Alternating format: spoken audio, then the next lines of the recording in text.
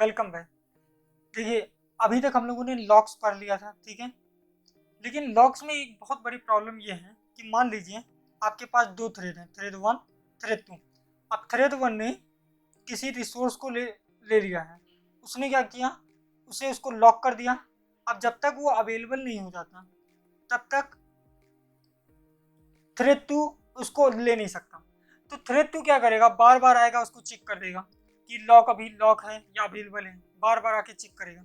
इसके कारण क्या होगा, सीपीयू का बस टाइम वेस्ट होगा, यानी कि सीपीयू का साइकिल बस वेस्ट होगा, क्योंकि थ्रेड टू बार बार वो सीपीयू में रहकर बार बार बस वो चेक कर रहा है, उसके अलावा कुछ नहीं कर रहा है। तो यहाँ पर इसको बचाने के लिए क्या होता है, एक नया काम आता है जिसे कहते हैं कंडीशनल वेरिएबल। इसमें क्या होता है, जैसे ही कोई एक थ्रेड किसी रिसोर्स को लॉक कर देता है तो क्या होता है, बाकी सारे थ्रेड को क्या होते हैं, जो जिनको वो रिसोर्स चाहिए होता है वो वेटिंग स्टेट में चले जाते हैं। कहाँ चले जाते हैं, वेटिंग में चले जाते हैं। और ये सारे कहाँ चले जाते हैं, एक वेटिंग क्यू में चले जाते हैं, एक वेटिंग क्यू में चले जाते हैं। और फिर क्या होता है, जिस थ्रेड ने रिसोर्स को लॉक करके रखा हुआ है, जब वो अवेलेबल होता है तो वो थ्रेड क्या करेगा, जाके वेटिंग क्यू में सबको नोटिफाई कर देगा कि रिसोर्स अवेलेबल हो गया। अब जब जिसकी नेक्स्ट टाइम टर्न होगा वो उसको ले लेगा। इसको समझिए ऐसे कि थ्रेड थे वन और टू, तो पहले ने किसी रिसोर्स को लिया, उसको लॉक कर दिया, उसको लॉक कर दिया, ठीक है। तो सेकंड वाले को बार बार आके इसको चेक करना पड़ेगा कि अभी रिसोर्स क्या है, लॉक है या अवेलेबल स्टेट में। तो यहाँ पर सीपीयू का टाइम वेस्ट हुआ। तो उसके जगह पर क्या हो गया, एक और टर्म आ गया जिसे कहते हैं कंडीशनल वेरिएबल। ये क्या करेगा कि जैसे ही कोई थ्रेड किसी रिसोर्स को ले लेगा तो बाकियों को एक सिग्नल पता चल जाएगा, बाकियों को एक सिग्नल से बाकियों को वेटिंग क्यू में डाल दिया जाएगा कि अगर किसी को फिर से वही रिसोर्स चाहिए तो किसी ने इसको लॉक कर दिया तो बाकी को क्या होगा, एक वेटिंग क्यू में डाल दिया जाएगा उन सारे को, T2 T3 T4 जितने भी होंगे जिनको वो चाहिए होगा।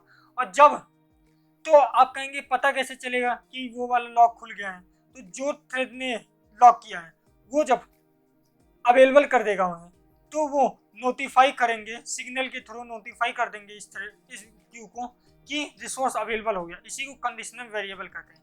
कंडीशनल वेरिएबल बेसिकली क्या होता है, एक कंडीशन टाइप की चीज होती है जो एक रिसोर्स जब कोई लॉक कर लेता है कोई थ्रेड, तो बाकियों को वेटिंग क्यू में डाल दिया जाता है। और जब वो थ्रेड रिलीज करता है रिसोर्स को तो बाकी क्यू में जाके सारे थ्रेड को नोटिफाई कर देता है कि रिसोर्स अवेलेबल हो गया। आई होप आपको समझ में आ गया होगा।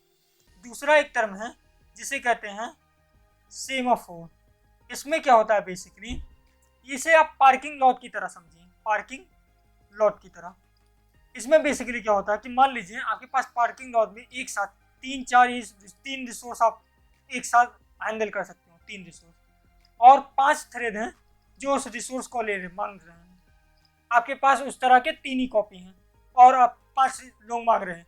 तो क्या होगा कि पहले 3 को तो दे दिया जाएगा, और जैसे ही दिया जाएगा तो यहाँ पर एक वैल्यू होती है सेमाफोर वैल्यू।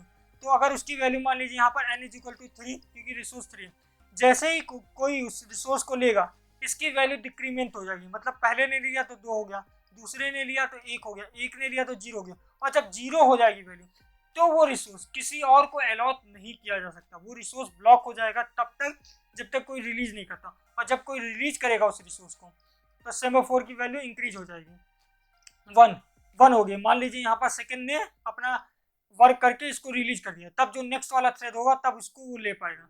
तो आई होप आपको समझ में आ गया होगा। ये पार्किंग लॉट की तरह होता है कि जैसे मान लीजिए एक पार्किंग लॉट में 3 ही गाड़ियां खड़ा हो सकती हैं और 5 लोग आ गए, तो क्या होगा, पहले 3 को दे दिया जाएगा और एक बोर्ड लगा है जिसमें पहले लिखा अवेलेबल 3, फिर किसी एक को मिला तो एक कम हो जाएगा, फिर किसी एक को मिला एक कम हो जाएगा, और जब ये 0 हो जाएगा तो किसी को भी नहीं दिया जाएगा तब तक जब तक कोई रिलीज नहीं करता। तो सेमाफोर बेसिकली वहां पर यूज होते हैं जहां पर मतलब जो रिसोर्स होते हैं वो मल्टीपल होते हैं और थ्रेड ढेर सारे आते हैं। तो थ्रेड जब ढेर सारे आ गए तो कुछ को तो अलॉट कर दिया जाएगा, और जैसे जैसे अलॉट किया जाएगा सेमाफोर की वैल्यूज कम कर दी जाती हैं।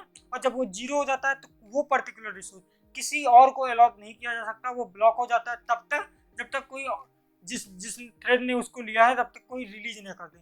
आई होप आपको समझ में आ गया होगा। अब नेक्स्ट टॉपिक जो है वो है डेडलॉक।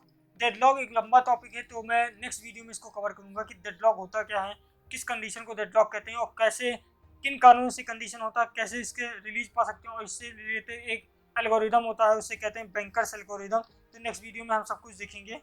तब तक के लिए गुड बाय।